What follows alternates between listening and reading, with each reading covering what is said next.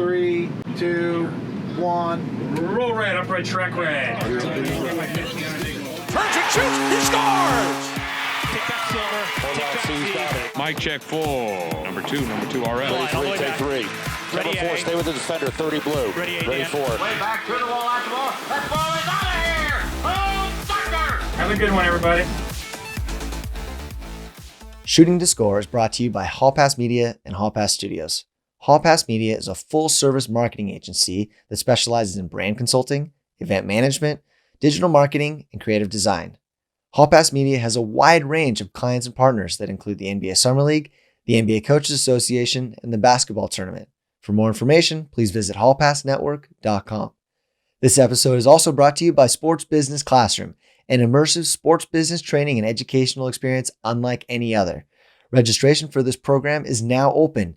The experience is a one-of-a-kind learning opportunity for anyone interested in the sports industry, specifically the business of basketball. For media professionals, this is a unique opportunity to enhance your sports business intellect and network with some of the brightest minds in the field. If you dream of one day landing a job in sports or wish to advance in your career, this program will allow you to show the right people that you have what it takes. Sports Business Classroom combines the best of all worlds into a single package. It's great academics, it's hands-on experience, and immersion at the Las Vegas Summer League. You can check out all the details for the 2020 program at sportsbusinessclassroom.com. And if you're at all interested, make sure to apply as soon as possible as this program will fill up. Again, the URL is www.sportsbusinessclassroom.com. Welcome to the show, sports creatives. On today's episode, we're getting our Roll Tide on with Crimson Tide Productions' John Tipton. John and I go way back to middle school broadcasting, and since then I haven't seen many people as innovative, creative, and passionate about sports media as he is. Whether it's an Alabama national championship football game or a freshman high school soccer game, he brings the same commitment and enthusiasm to put out the best video he possibly can. Our conversation went deep into the technical aspect of the creative process and looked at what goes into turning a compelling edit around efficiently and effectively. If you're a shooter editor, there are a ton of tips and tricks to take away from this as we both divulge a bunch of our techniques and secrets for how we manage media and take a project from the final whistle to the export. Enjoy my conversation with the talented John Tipton. Awesome. Thanks for joining me today, John. Stoked to have you here. Oh, stoked to be here. So hope you're doing well. Thanks for having me. Doing great, man. So I want to just get right into it and talk about kind of your career and, have this conversation be focused on, turning around productions from the games to all the content, the various content that you're putting out. So let's get started though. Just tell me about, where you came from and how you got into sports video production. Yeah. Well, again, thanks for having me. And probably my sports broadcasting career started very similar to yours. You and I, we started 7th grade, middle school, and I don't know about you, but for me, I was thinking, this would be just an easy A, fun kind of class to take. And middle about 8th grade year, realized, oh wow, like I can do this as a profession. I was like a boom mic operator for our high school football games, and I thought that was the coolest thing, just working on the sideline. And like, wow, I could be a sports reporter for ESPN, make that the dream, kind of like any person starting out in the broadcast kind of field. And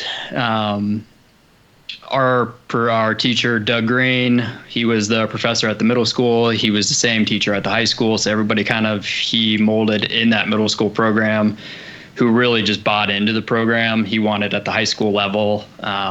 So then CHS TV, so Carlsbad High School television is where I was kind of the sports reporter, sports producer, and covered every football game, shooting on the sideline, and then editing and packaged for the weekend if we won.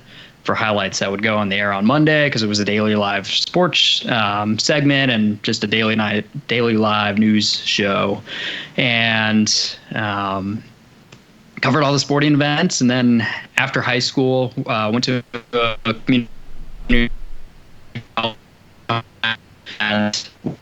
half, and while I was there, interned with Max Prep Sports, and this was before Max Preps is where Max Preps is right now, and essence of covering high school sports all around the nation. And even did a little freelance work for the North County Times, which I believe is like UT San Diego Tribune. And that's kind of where I initially learned how to edit quickly, because we're talking 2009, 2010. There wasn't Twitter. So if you wanted to know something about your sports team, like you were going on your local newspaper's like website. Right. And we can talk about more of that later, but I really had to, make a quick turnaround of editing highlights to post on the web. Fall 2010, I transferred to the University of Minnesota. I knew I wanted to go and kind of learn in a large market. And well, before we go into that, because I think that's a whole topic on itself, I want to talk to you about those beginning days for you. Do you remember what kind of cameras were you using? How you were learning to use that equipment? What the edit software was like? What were you editing on? Like, I want to know all that stuff. I remember in our program we had TriCasters. Mm-hmm. My first ever live thing I ever did for a broadcast, I was running our little soundboard, probably as big as my 15-inch Mac here. And I mean, now you go in any sort of broadcast station, they're huge. And we're running Final Cut Pro. I think I've touched that like 3 or 4 times since now, just using a lot of Premiere and After Effects. Right. And then, just shooting on mini DV tape. Man, I know I still have those at my house. Boxes and boxes. Yeah, tons of boxes of those. Mm-hmm. And I don't have it out right now, but I still have my like little camcorder to shoot on some mini DV. Wow. So that's awesome. Yeah. And then do you remember, because I just remember you being at every single sporting event that you could possibly be at. What were you using to learn in those days? Because obviously YouTube was kind of not even a thing yet. Right. Yeah. So YouTube wasn't a thing as much. Do you mean like using? I couldn't tell you what kind of camera we were using back then. No, but like resources, or was it just all you trying to figure it out on your own? Oh yeah. So I guess I spent. Yeah, I mean, I'd say our professor, Doug Green, but I know we had some training courses with a few older students at the time who would teach kind of editing classes, and those would maybe be on like the weekend or even after school hours, and kind of really just bought into then. And man, I didn't know the shortcuts back then, and like as they are now, and so even just using the blade tool, I'd go click on the blade instead of clicking, I think it's B on Final Cut, and whereas it's C on Premiere. And was not as fast of an editor as I am now, but I think taking those classes where now, I can go on YouTube and learn something in 5 minutes. Mm-hmm. So back in those days, all those 10, 15 years ago was just learning from peers. Yeah, learning from my peers. So still learning from my peers today too. So and then the type of content that you were producing was more on the news feature side instead of like mixtape type or what is now social media content. Right. Yeah. So a lot of that was this was more kind of newsy. Kind of now what we're seeing in the social media age is kind of the guerrilla style, no tripod, no nothing. Back in the day it was you got to use a tripod or at least a monopod to keep the video footage steady. And and I was kind of the face of our sports program, and so I was reporting too, and I don't report as much now, if at all any. And a lot of news back then. So right on. I mean, have you ever thought about getting back into reporting or have any inkling to do that? I've thought about it.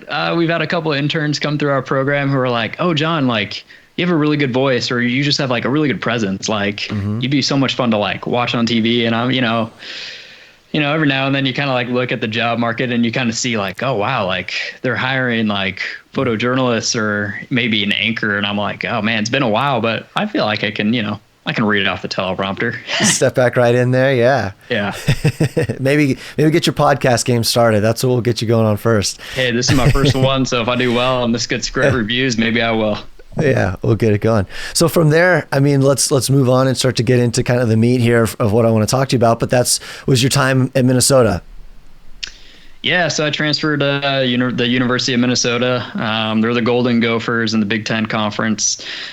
Transferred there in the fall of 2010, and I worked. What made you end up in Minnesota from Southern California? Yeah, man. So money. At the time, we had the governor as our kind of as our state's leader. And I think the education system, at least for me, didn't work out that well in terms of like receiving scholarships. So for me to go out of state was going to cost as much to go in state, and especially transferring. And I'm a huge advocate for maybe going to community college even during high school. Boiled up a lot of those like beginning classes that I knew I could transfer anywhere in the United States, and saved a lot of money just in general transferring. And yeah, Minnesota, great media market, Big Ten conference. I'm close to Chicago, which is a huge market. I don't think I could ever live there after visiting Chicago many times now, but and then that's as close as the East Coast as I would ever be. So and again, ESPN would have been the dream. So if I could get maybe out of California and into a place that, hey, maybe a little bit more recognized and not so overpopulated, I felt like that would be the best move. So, and it turned out, I feel like it was. So it was probably one of the best decisions I've ever made in my life. And then you hit the ground running when you got there. I mean, did they put a camera in your hands day one, or did you just take it because you knew what you were doing already? So my first semester, I was able to dive right in, and I was able to shoot and edit, and I didn't have to wait. I know, and that was another thing, places like the University of Tennessee or even some places in California, I'd have to wait to be a junior to just get my hands on equipment. And I knew I was already so skilled that I was like, I can't wait 2 more years. I did a little freelance work for our local newspaper. It wasn't so much the same as what I was doing for the North County Times at the time, but just kind of got my hand in that just to see, okay, do I want to go the news route or do I want to stick more with sports? And sports is my baby. So I was like, all right, I'm going to take it and run with it. And 2011, that's when our athletic department actually created a creative video department. They didn't have this before. So it was about, I think, 10 or 11 of us interns who were creating all the video content for football, basketball, hockey, all the 20 plus student athlete sports that they have there. And I think about 4 or 5 of us, similar to the VMS TV, CHS TV days, about 4 or 5 of us just really bought into the program. We're really into hockey, football, and basketball.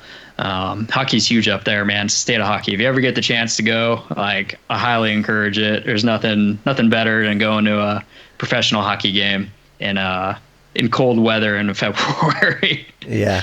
And worked for the athletic department, and I think I came down here to Alabama in 2014. So even after I graduated in 2012, so I was only a student there for 2 years. Right. Stayed on there part-time temporary for a couple extra years, and created some mini documentaries, and did a lot of highlights for football and basketball, both shooting those in game and then editing those afterward, and then be posting on YouTube and sharing those on Twitter and Facebook. So okay, so that was around that 2011 time when they were just creating that creative video department. That's correct. And you guys were covering that so this is the time of social media. So these were for social channels. Yeah, this was for social media, and I don't even think at that time Twitter had blown up as what it is today. So it was a lot more Facebook, but YouTube especially, where YouTube was the popular way to send and share. And were these similar to the types of content you were producing in high school and junior college, which was the news style features, or was it more of what we see currently, which is, quick, sexy cuts to music? Yeah, quick, sexy. That's the way it is now, and that's what I was editing. And I wasn't doing so much reporting then, but yeah, I was, throwing on a music track and throwing on some alpha overlays and some glitch effects and some flares and. And a little bit of content from TV cameras, as well as maybe what I was shooting as well.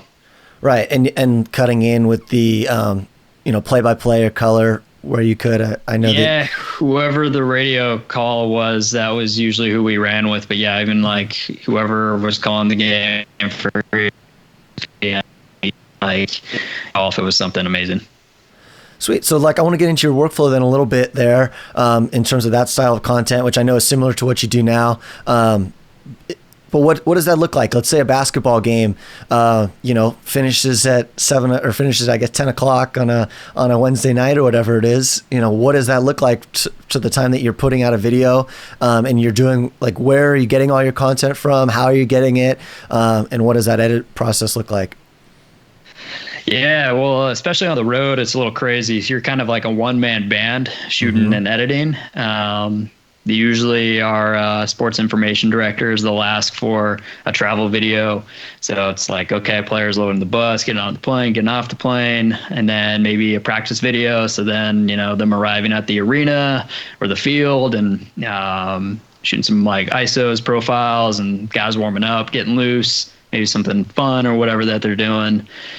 And so, like, that's 2 videos by itself. And usually it's like the travel video they want, like, right after you've landed. And then the practice video, maybe they'll want it later that night, or maybe they'll want it the morning of the game to be like, all right, we're locked in, we're ready to go.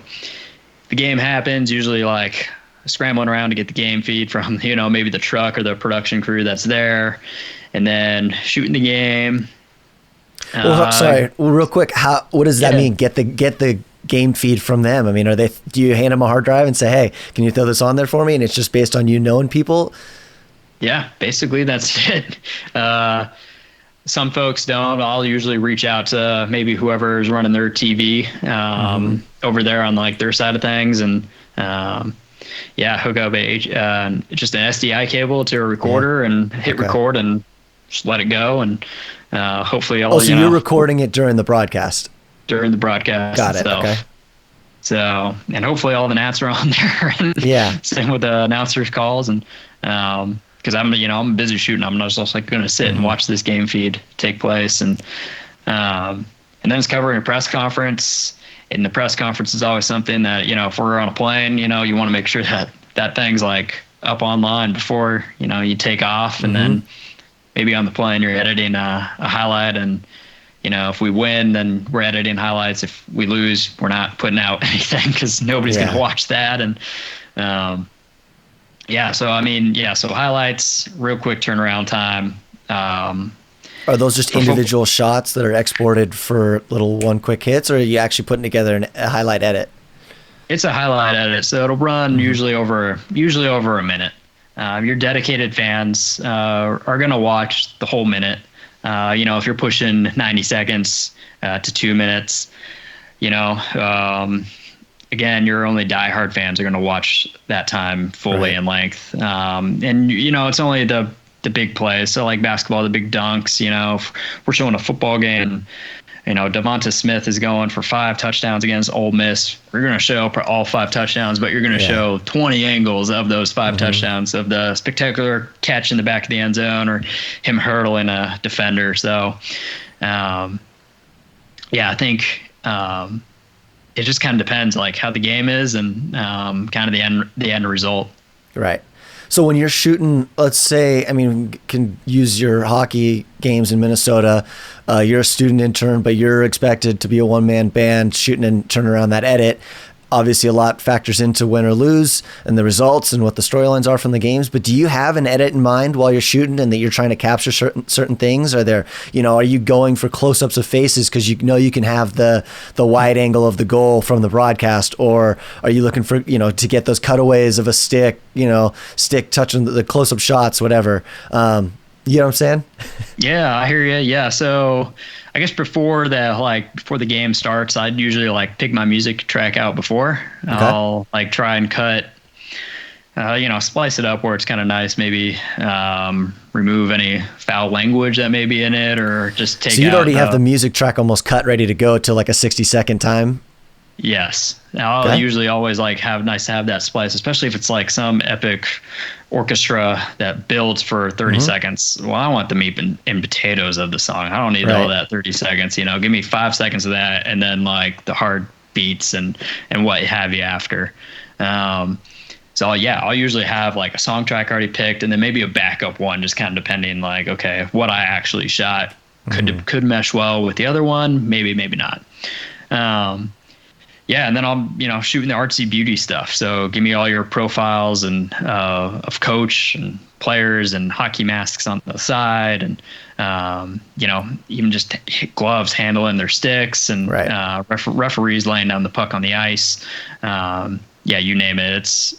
And then maybe just ISOing key players who okay, they're due to make something happen in this game, or if it's a hockey game, the goalie is going to get 30 saves every night. Right. So you might as well just ISO him or his glove for 5 or 6 shots. See what you can get. Same thing with football. I mean, Jerry Jeudy, guy's going to be like a top 15 draft pick. You can just ISO him on one offensive drive, and the guy's bound to be making some plays. Okay, cool. I mean, that's great insight on the approach. What about, in those quick turnaround edits, and this is probably more relevant to the current day and to stuff that's going on right now, but I notice a lot of the edits that seem like they're that next level, or that takes them to that next stage up, is sound effects. And I know that there's sound effects packs for all the different sports that other creators have created to make it easier. People have their own that they've created and keep them pre-loaded and whatnot. They're ready to just jump in there. Do you use those at all? And what are your thoughts? Yeah. I think the use of net sounds is, man, it's been thrilling to see what people have done, even just like growls from tigers or like lions in videos, man. I'll love them. We have a pack just kind of on our server it's stacked. It has like 200 sound effects. So nothing like already pre-implemented in Premiere, but usually it's a lot of just slams or slices that I'm using. And half the time you'll be watching a video and you may not notice, but there's 30 sound effects in a minute video, but you only hear 5 or 6 because they're like, oh, that was the biggest dunk of the game, but every dunk had a beat, or had a drop or something to it. That's been fascinating to see, and it's been exciting to see just kind of content creators all around take that to the next level with their videos. So, because you don't think of all, like, just in general, like, football play, sure, the guy's catching the pass, but I mean, the ball's like hitting his pads, or the defender's on him and they're gripping and grunting and you name it. Same with, basketball, you hear, and fans hear the shoes squeaking on the court, but nobody ever senses to put that in video. And then all of a sudden it's like, oh, wow, like that's in the background of half this video by itself. So, right. Yeah, no, it's definitely a huge tool for storytelling, and something that I think was not forgotten for a while, but was a little bit overlooked. And then as it's gotten more competitive and more people are doing what we're doing, it's been awesome to see the uses of natural sound and even like pre-recorded natural sound that's able to enhance a piece. But I want to go back kind of to your time in Minnesota here and talk about the Pride on Ice. I mean, what was that? How did that come to be? I've actually never gotten to pick your brain about it, and I know that was a big moment in your life, not only your career or big time, I guess. So yeah, give me the story about that. So Pride on Ice, it was a 2-season deal that when I was there, I believe they're still continuing to do it. First season highlighted 3 episodes. It was a web series on YouTube against our arch rival Wisconsin, and it was basically about our outdoor game in Chicago at Soldier Field. And man, that was awesome. It was cold, but it was awesome. And that just kind of came about because we were like, oh, you know what? Like, our hockey team is really good. It's going to be like one of those kind of E60 kind of deals. We would interview players and coaches. They would, look directly in the camera, just kind of one angle, and just a little bit more intimate that way. And what we would do is we would just splice in whatever they were talking about with highlights. We would mic up players or coaches as well during practice. So that way we can, kind of get them goofing off, get them coaching, whatever they're talking about. Show the personality. Show their personality, because hockey fans in Minnesota are like Alabama football fans. They love it. They'll just take whatever they can get and they'll watch it on repeat all the time. My second season there, that was when we featured a road trip to Penn State. It had a little bit more, just extra episodes. It was leading up to our own outdoor game at TCF Bank Stadium. The University of Minnesota has a football field on their campus. We were hosting an outdoor game. at our football stadium, which was pretty amazing. There was like 60,000 fans there. It was unreal. Wow. And it was like 15-degree weather. So it was something else. But anyway, our hockey team anyway was really good, and we wanted to just kind of continue showcasing how good they were by following their postseason run. So followed them. They won their regional. They reached the Frozen Four, which is equivalent to the Final Four in basketball in Philadelphia. And they ultimately won their semifinal game against North Dakota, which would be equivalent to your Boston Red Sox, New York Yankees rival, Auburn, Alabama rival. It is, if you live up there and if you live and breathe hockey, you know what that rivalry means. And we beat them 2-1 on a goal scored with 0.6 seconds left. And we knew at that point we had our story. We eventually lost the championship game, yes, but we knew that we could still build some sort of like just emotional package surrounding this game and how much there was to the buildup, to the emotion of like the game itself. And then, just, a goal scored at 0.6 seconds. That's Derek Fisher hitting a buzzer beater with 0.4 seconds left for the Lakers. So we knew we had our story then. I think I was up, and that game I think started at 8 Eastern, ended around 11, and I think I was up till maybe 3 a.m. editing highlights, getting the post game locker room celebration, posting that on social media right away, because that'd be something that fans would just eat up.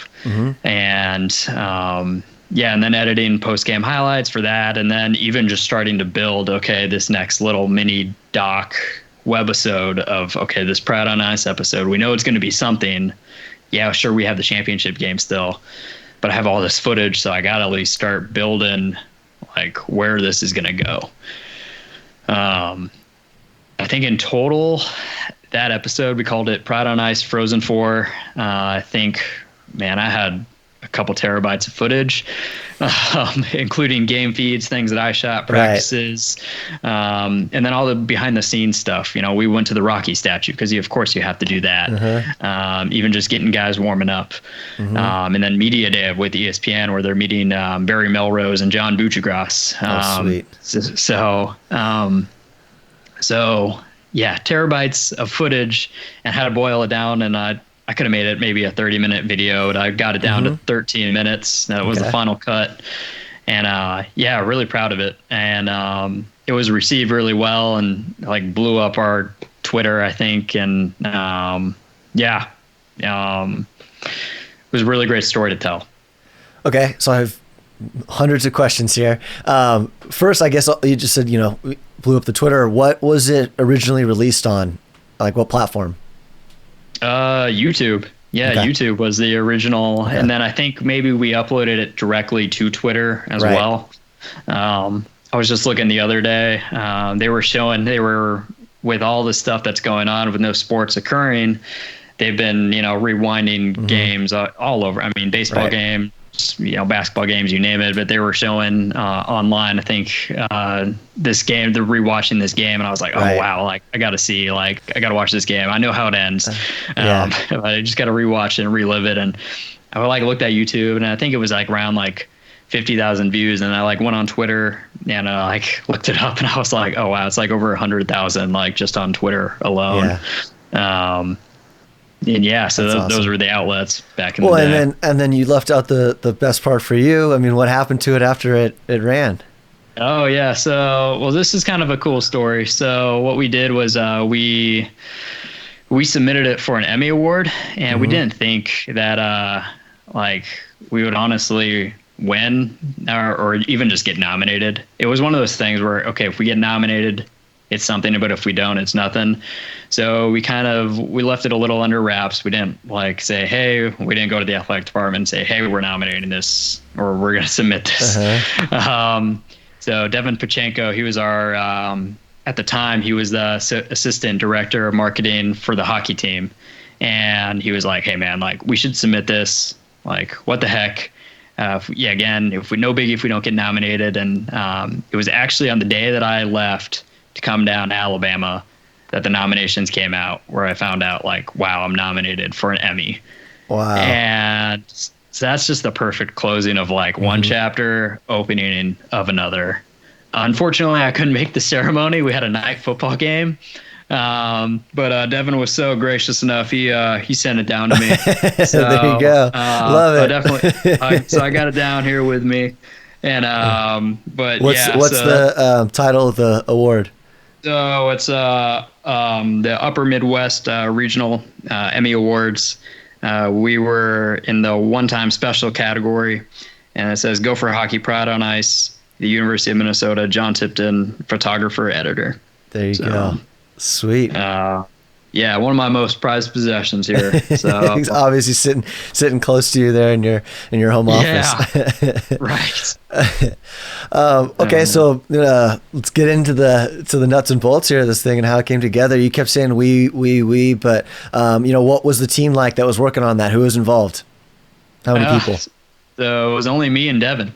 Okay. Yeah. So I did have some assistants for some home games. There was probably like maybe a dozen people who were creating either graphics or like helping me like shoot some home game content. Okay. But when we were on the road to Philly, I was the only guy shooting and editing. So I had a 5D with me. I had a nice big Panasonic camera that could shoot in slow-mo. I think it just 120 frames.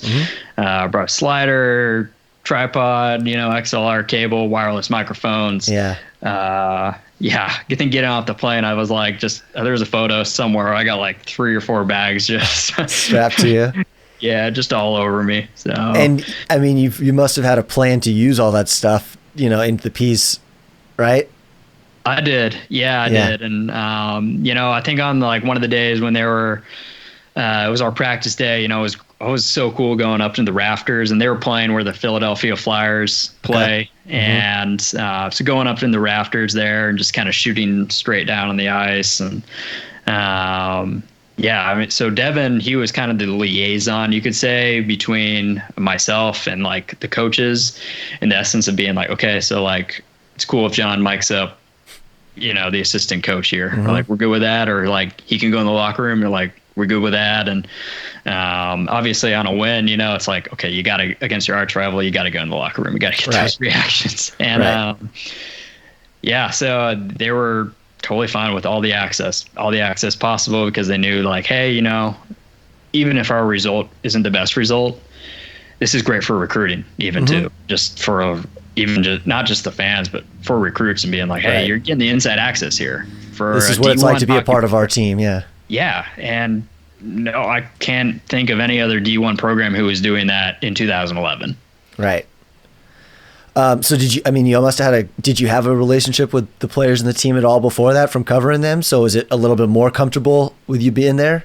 Yeah, I would say the, sophomores and juniors from the season before, when we had traveled to Chicago for that stadium game, they kind of knew, oh yeah, this guy's cool. He knows what we're doing. And then the freshmen, you could kind of mold and be like, hey, we want you to do this, and they're going to be like, okay, I don't know what's best for me. So we could kind of get them to do what we wanted. And then, we had a couple good seniors in that class who are in the NHL right now. And they were great too. And in the essence of like, hey, this is just good for my personality, right? Especially to get drafted by some pros.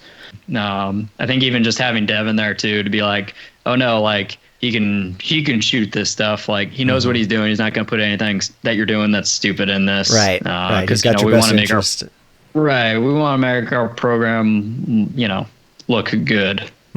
Totally. And I mean, that's what you were there to do. So it makes it a lot, easy to gain access and to get that inside look. So it sounds like Devin was more of a producer role, field producer almost kind of thing, where he's coordinating your access, and anything in terms of technical and storytelling was all you? It was all me. Yeah. Cool. Wow. So that's awesome. So what was your process like from pre-production? Did you have a content capture strategy? Did you know what shots you wanted to get for this? What storylines you wanted to follow? Did you shoot the interviews before, after, or was it like a mix of both? Yeah. So in regards to this, since it was 13 minutes worth, I think the first 4 or 5 of it, dealt with our regional games. We interviewed players. Oh boy, we interviewed players before we went to Philadelphia. So in regards to that, what we did was we kind of just talked to them about like their previous games, the season as like kind of a whole, and then the playoff games that they had to then win their regional in terms that then made them get to the Frozen Four, kind of what all that was like, and then their expectation for Philadelphia. And then once we got back, and then all the Philadelphia stuff happened. And then once we got back, that's when we interviewed them again, kind of recapping the game against North Dakota, talking a little bit about the championship game. But since we lost, we didn't want to touch on that because, well, that wasn't our story. But ultimately, just kind of talking about the experience of being one of the Final Four teams in the country as well. And then obviously beating your arch rival with less than a second to go. Right. And then, going down memory lane here.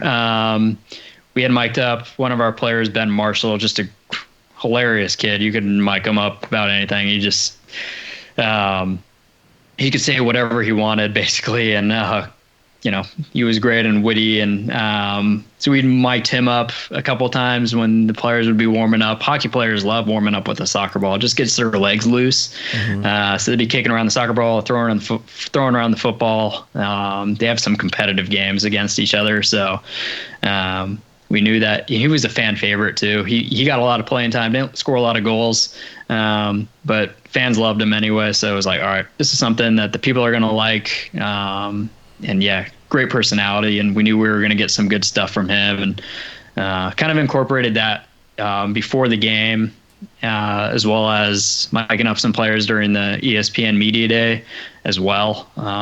So talking to John Buchagrosh, we had, Kyle Rao and one of our key freshmen, Hudson Fashing, talking to the ESPN talent, and, they're just trying to get inside and, trying to familiarize themselves with the players, and basically, in short, just giving the fans something. Okay, we got all these games, and then here's some lighthearted content, and then okay, now we'll get to the serious stuff. Where again, the storyline here is the North Dakota game, so let's get to the North Dakota game.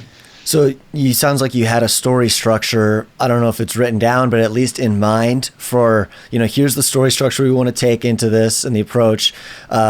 This is how, and then a plan for how we're going to do that, right? And then that's where you did all these things. Right. Yeah. So I'm a visual, I guess, learner and visual writer. So I would never actually write it down and open up Word. But yeah, exactly. I'd be like, okay, so we had 3 previous playoff games. I know I want to highlight those just real quick and brief.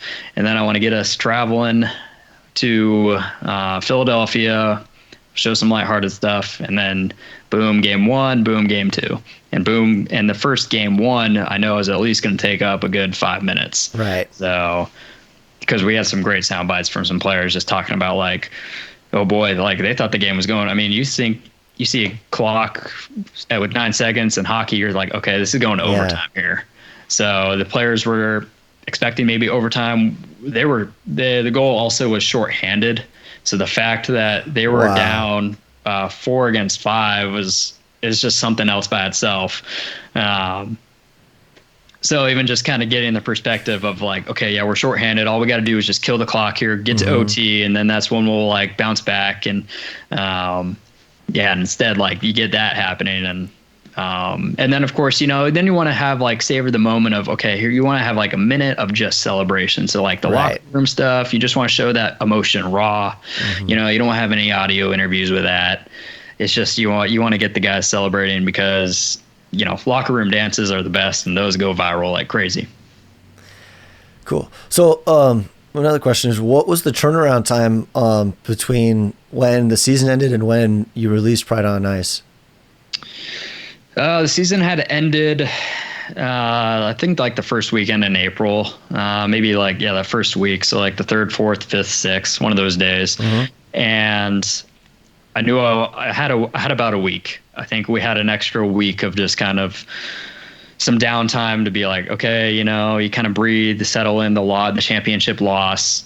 And but fans were still on that emotional high from that North Dakota game. So we didn't want to just leave them hanging on what was still a successful season. Football teams go 13-1, but that one loss is a national championship game, and people are like, "Oh, the season was lost." And coaches will be like, "No, man, we won like 13 games this year. That's really good." Hockey, the season's like 40 games long, so 40, maybe 50 games long if you're playing deep in the postseason. So, I had about a week to put it all together, and like I had mentioned, I had terabytes of footage. So I think my first cut was around 20 minutes. Right. And I probably had that maybe on a Thursday done. So maybe let's just say we got back on Sunday, started cranking out the rest of the editing on Monday, just kind of logging and labeling all my good clips. Be like, okay, I know I got to use this, got to use that. This is the best soundbite. So for a big edit like that, let me ask you real quick, what does a log look like? I mean, do you use bins? Do you use sequences? Are you renaming the clips in Premiere? Final Cut X or 10 or however you want to say it. That was the thing. Premiere in Adobe was getting there, but I wasn't so much experienced with Premiere yet as I am now. And so Final Cut X is what I edited this project on. Looking back, it would have been great if I was using Premiere. Yeah. In terms of utilizing bins, but labeling clips, I'd use that. I'd just open up the Finder and label my clips that way, and and then create kind of bins and folders within folders, and then import those separately. And to use Premiere, if I could go back and re-edit the project, maybe I would, and it could be a little cleaner, but. Honestly, it all worked out. Right. Ultimately. Yeah. So. Okay. And then talk to me about your process of going through the footage. I mean, you said you had a rough cut after a few days, and after you went through and logged all the interviews and the footage. What did that process look like? I mean, I can speak for myself when I have something documentary style. I like to lay out just the interviews as a string out, essentially, almost like, you could, and I've done it before in college for a class where we had to transcribe all the interviews, and we literally made a paper cut, and then from the paper, so we didn't even see the video, but we were able to take sentences and make little Frankenbites actually with the printed out paper, or it's almost like a Word document. And so then you have your story or your voice essentially going on paper, whatever. Then you go back from that, you do that on video, and just make sure it all looks and sounds okay and works like that. What did it look like for you for this project? It worked exactly like that for me. So bringing up Word and typing out everything that the head coach had said, because then at that rate it could be like, okay, I'm gonna copy and paste, and maybe even just make time markers too, and be like, hey, this was the best points, or even just when I'd be looking at the footage, just create markers and be like, okay, I like that bite, I want to use it somewhere. And I probably had used something that he said at the beginning of the interview, maybe at the very it just, I don't know the best way to put it, but it basically summed up their team as a whole, so to speak. Right. Or something one of the players said, maybe at the end of his interview, that I'm like, oh wow, this was gonna sound a lot better maybe at the beginning. So exactly like that. So writing out everything, and I've taken that same approach today. I've done some videos with voiceovers, and with from press conferences of Nick Saban, with press conferences when he first started against a game against Auburn, to then something he said 5 years later in a press conference against South Carolina. So, and then compiling that to make it look like, okay, this was one video that he said kind of in one sitting compared to over a span of 7 years. Wow. And it's because you had everything typed out, is that what you're saying? So you could easily just find where those clips were, or just stuff that you remembered? No, actually, I had to go and look at the press conferences to then type those out. Got it. Okay. All right. And then, so what's the next step then after you've got that string out kind of thing on your timeline with all the interviews? Yeah. So then I think for that, for this, it was then kind of picking music. So normally I'd pick music kind of first to be like, okay, I want this highlight to be maybe have some hip hop to it, or maybe I want this one to be a dramatic orchestra tune. This would, this was kind of all over the board. I'd have some dramatic, orchestra to then, when it came to the lighthearted stuff, okay, I want some like sunshine kind of beats and, and then, it's kind of something a little somber at the end, the season's over, but hey, we have the end like next season. So maybe something hopeful. And so then, so picking music, I think I have like 50 something tracks picked and I only used, I want to say like a little over a dozen, but definitely used maybe half of those within the whole 13 minutes themselves. Yeah. And then, I think I do a lot of color coding on my Mac. So, green dots for, really good, and, yellow for, maybe, and red for nope or delete, or a couple of different dots for something amazing. And so, then picking my B-roll and definitely, I mashed them all together and kind of, threw it, see what I could come up with. And and then this maybe is different for where you are now from where you were then, but are you throwing overlays or any kind of textures or color correction on there, any transitional effects or sound effects or anything like that? So with this, no. So with this, nothing with LUTs like what we're seeing today. Right. Didn't shoot any of it in log. So I don't even know if log was a thing, I'll be honest, back then. Yeah. And the 5D is just that, it's that standard kind of, it's a good look, but there's nothing much you can do with it if you're trying to colorize it. Yeah. So a little color correction, and things that maybe weren't too white balanced correctly, but or things that could maybe use a little bit more contrast. But whereas today, almost every edit now, okay, you gotta you don't have to, but you gotta make it all look either like it was all shot on one camera. Right. Or you gotta make it look all with one style, or maybe you're bumping up the contrast a bunch and you're dropping blacks and you're bumping up the highlights and the vibrance a ton. Yeah. That's been kind of fun lately to just be experimenting, kind of all around in every video. So. Right on. Well, I want to get into a little bit of your time here at Alabama then. How long have you been there for, and what's your role today? So I came down here in 2014. And I'm a video editor, producer. The producer side stands for basically I oversee the in-venue events for volleyball, men's basketball, and baseball. So with those games, I'm up in the press box or in press row, and I'm talking to our control room, who's running everything that you see on the video boards. So they're click and play on the intro video, and they're running all the graphics for all the promotions. And hey, you're the Whataburger fan of the game, or stop by Chick-fil-A after the game for your free chicken sandwich if the Tide win today or something. Right. And so I'm talking to the control room in regards to that. So that's what my producer role is, and we have a script and. Running, hey, we're going to this graphic to this graphic to this video, and then we're changing it to this graphic, and then we're going live to this contestant. It's the game operations side of it. That's exactly what it is. Yeah. And then in regards to football, everybody does football. So usually with that, I'll shoot usually the first couple quarters, kind of see how the game's going. Usually Alabama's put up a ton in the first half, so I gotta start cranking out my fourth quarter highlights pretty quick. The fourth quarter highlights, they'll run that first TV timeout in the first quarter, and usually I'll have that thing done by the end of the third quarter. So I got to pick and choose which touchdowns.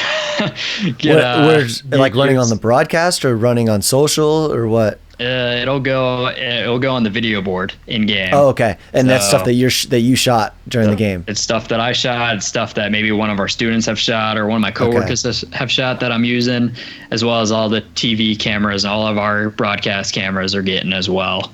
So we have access to, if CBS comes to town, they got 11 cameras there. We're getting access to all 11 cameras.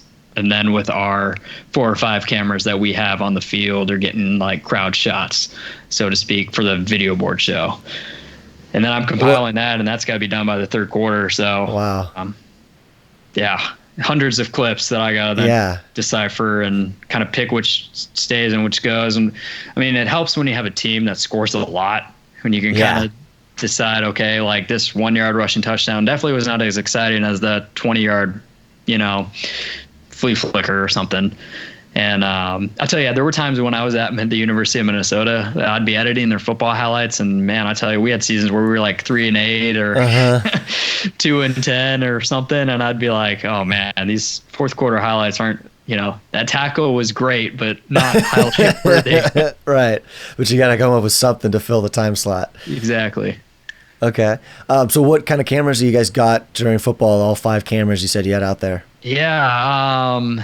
Oh gosh. Are they different?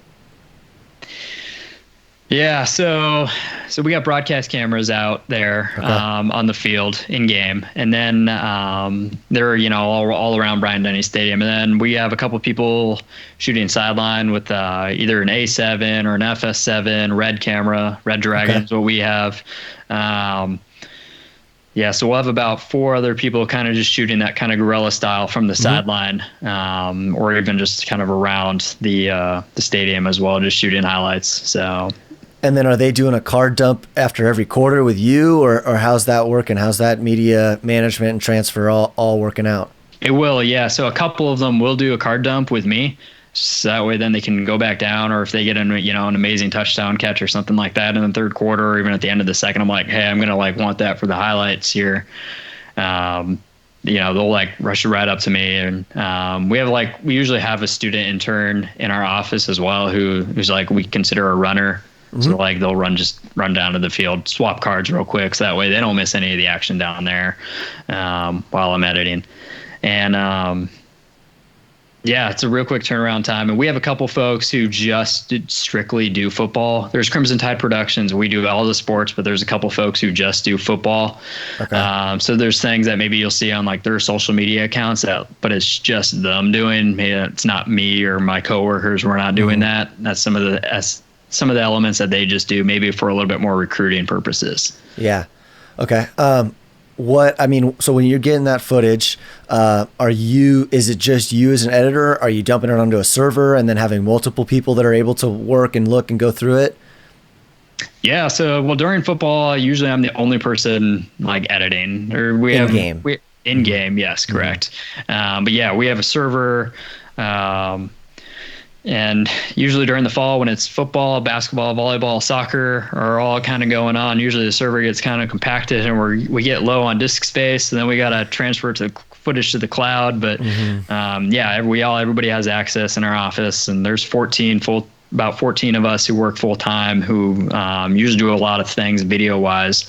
And then when we have student workers who come in during the weeks to maybe put out content on social media, they'll be able to access all the football, all the 6 tackles that, so-and-so had, or every angle of this to a touchdown that happened. Right. So. Okay. And then when you're going through it in the game, is there any kind of organization, or are you just looking for those clips and just trying to put something together? So our tape operators, our replay operators, they'll be the ones who will label the clip. Okay. So they'll usually label the clip, to, and then maybe underscore, and then maybe whatever person's name was, and then INT for interception, standard, or just a standard EBS melt type of export. Exactly. Okay. Exactly. So, and then I'll go in there and they'll just immediately export probably every single angle, so all 12 or 15 angles that we're getting, and then I'll go in and delete the 4 or 5 because we don't need the goalpost angle from the other side of the end zone that didn't even get the interception. So I immediately trash that clip, and and then I'll put some color dots maybe about this clip is definitely usable, somebody who definitely wants to use this. And usually I'll grab, when I'm maybe editing football, I'll grab 3 clips of one play and then match cut to the music of what's happening. Yeah, exactly, with those 3, and then pull. Every clip that we have will include the TV call, but it will also include the radio call as well. So I can utilize, this call was good. No, this call was bad. Right. Or maybe no call at all. If it was just kind of some untouched touchdown for 2 yards. No point to have a call to that. Just show what happened real quick. Okay. So I'm just a little curious here when you're saying you're labeling them with colors in Finder, right? Yeah. What apps are you using to preview these different footages? Is it just QuickTime? Just QuickTime, usually just on the Mac, you just hit the space bar and the clip preview generate by itself. Sometimes if it's was it XMF, I believe that's what the file is. It's a little larger. VLC is great in regards to that. We're usually just in Premiere. You may have to sit on the media browser in a bit, but I'll usually import from the media browser, especially for those files that may be like 2 or 3 gigs. Right. Because then Premiere can play them relatively seamlessly. Right. Okay. Yeah. Because that's personally, I don't look at anything really in Finder. I just bring every piece of media in Premiere and then start organizing it that way. So always just curious about how everyone does it and goes through things. Usually too, like with football or like even basketball, if I'm just looking at the thumbnail, I'll kind of just see that, okay, I know this clip, this angle, this high end zone look is going to have the guy scoring the touchdown, or it's got to have the interception. The high tight from, midfield may not have that look per se, or even, a slash camera for basketball. Maybe like that's going to be the best look for a 3-pointer compared to like the handheld down low on that side. So usually just looking at that thumbnail, I'll just then immediately drag it in before I even preview the clip itself. Yeah. So, you're going through the game. Obviously, you're just putting that together real quickly, getting something out there. What about after the game as you start to put together that next cut? Is that when do you start to organize footage differently and go through? And because obviously there's going to be shots that you're not going to use for this edit, but that it'll be used at certain edits in the future. What's that looking like? Right. So for football per se, that fourth quarter highlight's got to be like 40 seconds. Right. It's paid for by a sponsor, but football, there's so many sponsorship elements that we have to cover, that we have to get in that break. And for my boss and my supervisors, I was like, okay, like the shorter the better, but like give it the time that the sponsor will be happy. And then afterward, it's kind of, again, it just depends how the game's going. We have a 60-17 win over Southern Miss. It's okay. There's going to be a lot of touchdowns and maybe quite a few interceptions. And then a close shootout game against LSU where we lose by 5. It's like, okay, well, I'm not doing highlights, but I got to still like continue to build like, okay, the storyline of what's happening here. Right. And that highlight may be 2 or 3 minutes long. Outcome wasn't that good for us, but still I had to, prepare for, okay, this could be something bigger than this 40-second highlight. So usually I'm working for like an extra hour and a half post game, adding in again whatever clips maybe the shooters getting down on the field that happened in the fourth quarter, and then adding on and be like, there were a few extra good angles that I wanted to maybe utilize because the radio call was so good, but I had to cut it short. So definitely then lengthening then the song, and then maybe whatever other graphics or something like that as well. Okay, cool. And then like, what do you guys obviously distribute content? I know I've requested stuff from you before for projects that my company's been working on, that we had an Alabama player, but I'm sure that there's must be dozens, if not hundreds of those that come your way. And I don't know if you have an intern that's working on those organizations, or if it's like something that, you have as you get these clips that you're, somehow organizing it, that it makes that process faster. So we will create melts kind of as the season goes. Yeah. From prominent players. We had a really good basketball player a couple of years ago, Colin Sexton. And we were like, okay, this guy's he's going to go in the draft at some point. And then, our team kind of slumped a little bit and was like, oh, well, maybe let's hold off. We don't have to build anything like just yet. And then he started to pick it back up, had an incredible buzzer beater in like the SEC championship game. And it was like, okay, like we need to like get back going here, because we're getting requests from like ESPN or CBS, and it kind of like everybody in our office is creating melts for usually individual players or specific plays that get requested. We use CatDV as our catalog system for individual clips or full games as well, to make markers that way. We've gotten away from that a little bit. However, we feel like, when we create melts every few weeks, that's a little bit beneficial because at the end of the day, if you're exporting a melt at the highest quality possible, what you can do is you can drag that in your next project and then throw on the next, 6 or 7 clips of this person and then just extend it. So yeah, I find that pretty beneficial. Okay. And then what's the workflow like with multiple editors? Is everybody just editing their own projects? Do you guys do like team projects in Premiere off of the servers? What's that like?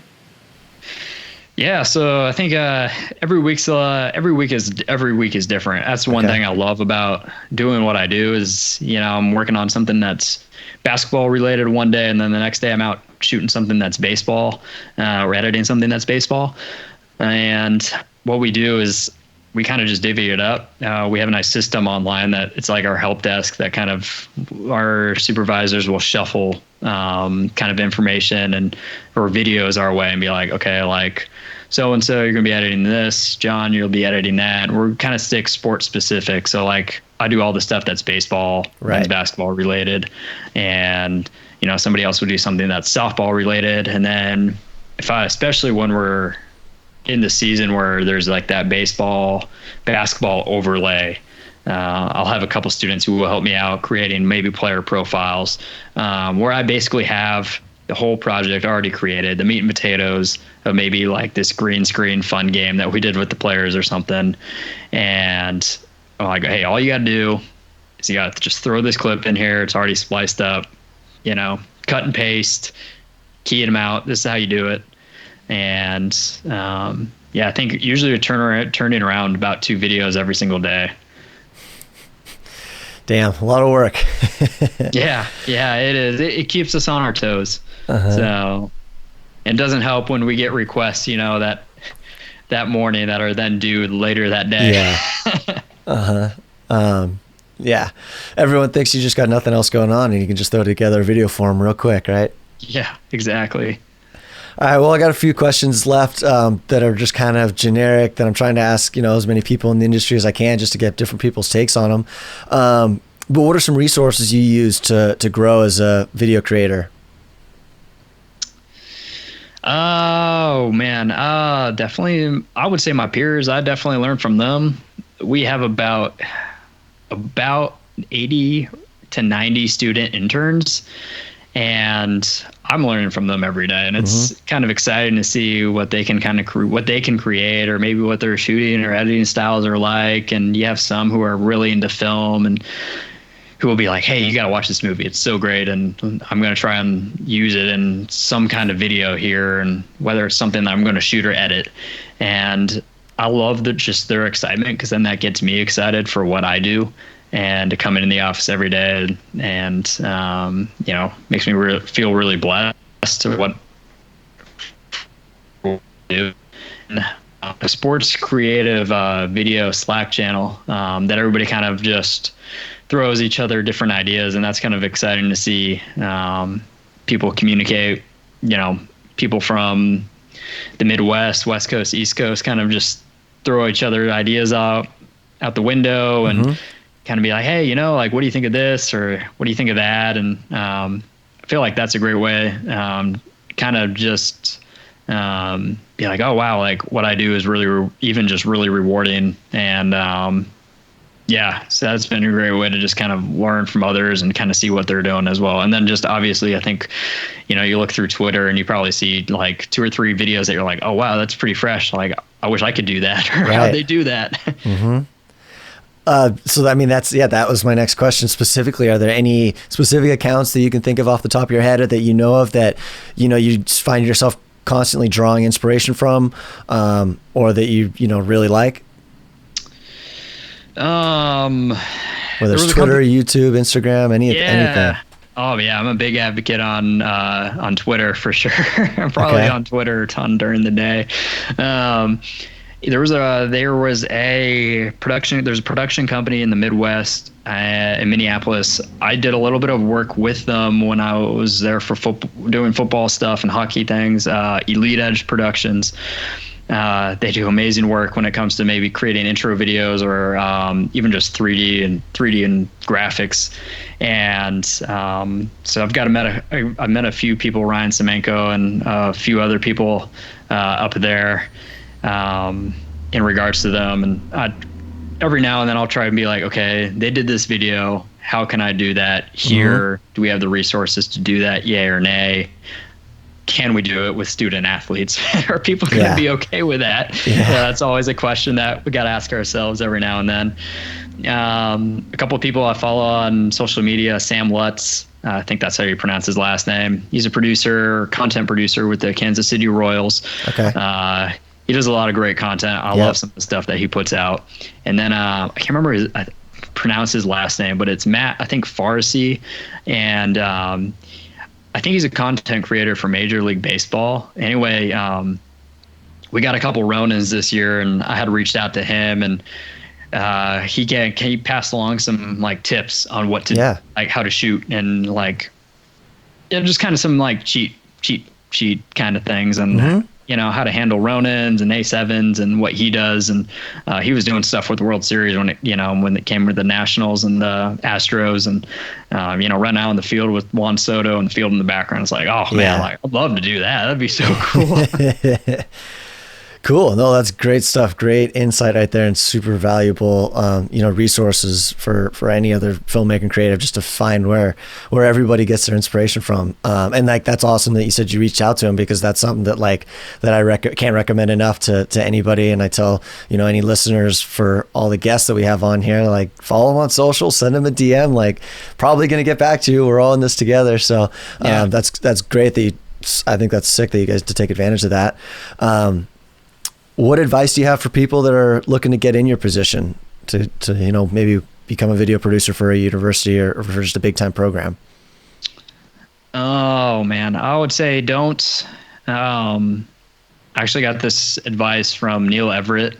I think it was sometime when I was at community college. My great uncle met his dad like at a coffee shop at Starbucks or something, and got his contact information, passed it along to my dad, and we were able to go visit ESPN LA before I went to Minneapolis. And one of the best pieces of advice he gave me, and I'm probably butchering the way he said it, but it was kind of consider your view of life and what you want to do as a camera lens. Don't be so zoomed in and focused on one thing, kind of be pulled out a little wider.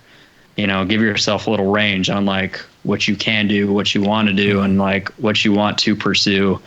That's something that I always try to share with my interns. If they like really want to do this, buy into it, but don't limit yourself to just this one thing. We get people we interview for interns, and they want to be the next Aaron Andrews or the next Neil Everett and be on TV and be like, no man, you gotta learn to shoot, you gotta learn to edit. And we've had some who initially wanted to do that, but then become great skilled creative shooters. Or we've had some who wanted to do creative shooting, but then they became great on-air folks. So again, it's just don't limit yourself. Like when you get in this kind of business, like, you got to understand everything, but take joy in what you're learning and what you're doing. Cool. What about you? What are your career aspirations? What does the end goal look like for Mr. John Tipton? End goal, I'd love to be a video director somewhere. I'm not sure exactly where or what. I love working in the university field. A lot of fun, a lot of great time off and benefits in the summer. That's nice having that. But everybody can get behind a university. We all have the teams we love to love and teams we love to hate. I grew up a huge UCLA fan, and I will never root for USC in my life. So if UCLA comes calling, I'll pick up the phone. But no, we'll see. I've started out on the West Coast, went to the Midwest. I'm in the South. People have been like, oh, you're going to end up on the East Coast next. And, maybe we'll see. I haven't looked at any job boards, at least of today. So see what's out there. Cool. All right. Then, this is kind of I don't know if I'm going to say a trick question, but just what's something that you're struggling with right now?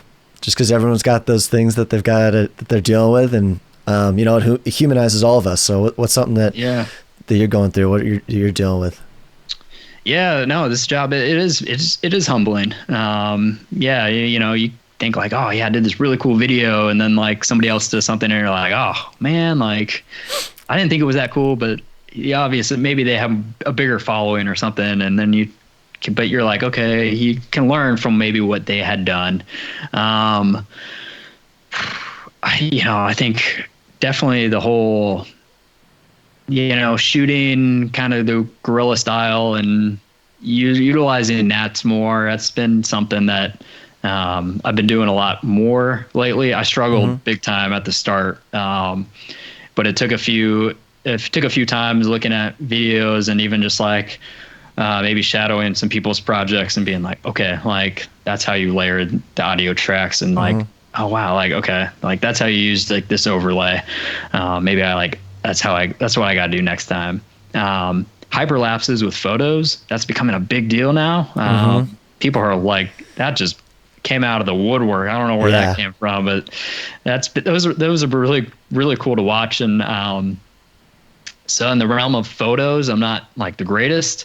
We had a couple classmates who were really into photo taking, and for me, it was more the video side. So I think, taking photos is something that I may start to get a little bit more passionate about. And then even just like point of view kind of videos, that's something that I've struggled with, but I've got a little bit more of a grasp of lately. So I'm learning every day. I'm not perfect. Nobody is. So it's fun. It's fun to learn.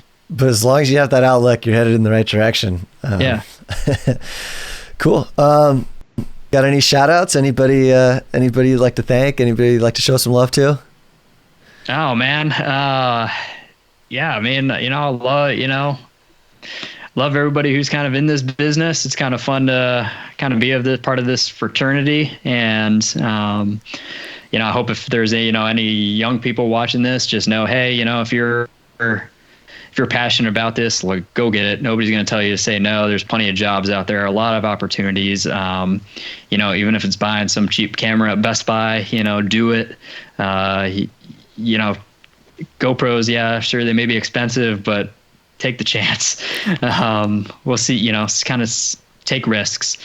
And I don't know, for shout outs, it's been cool to watch you, Max, and kind of see like where you've gone. And you had Crystal Nungarai on here a little while ago, so that was kind of cool to see her and follow her and see what she's done. And even just kind of like my own classmates, and it's wild because like I moved away, man. I moved away from everybody, so whenever I come home, I'm always trying to see like, okay, who's in town and whatnot. So I guess I'll see you when I see you next. Oh, for sure. No, we'll grab a beer next time you're in town, definitely. Anything else you want to add? Nothing that I can think of at the top of my head. Oh, hey, Premiere Rush. Have you experimented?